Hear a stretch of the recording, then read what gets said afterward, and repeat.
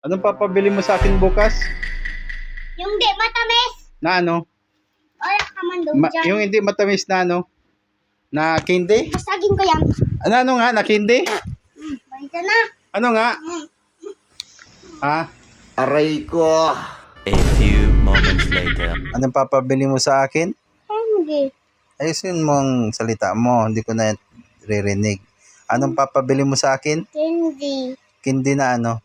Na di matamis. Meron ba nun? Candy hindi matamis? Opo, meron. Meron?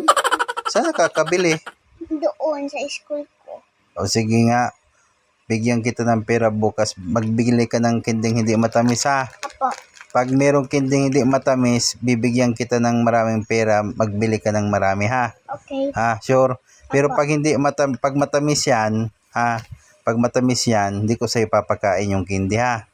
Bibigay na lang natin sa pusa o kaya sa aso ha. Yung candy.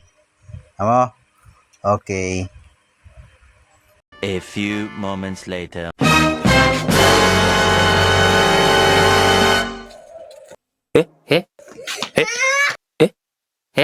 Bakit ka umiyak? Ano yung singaw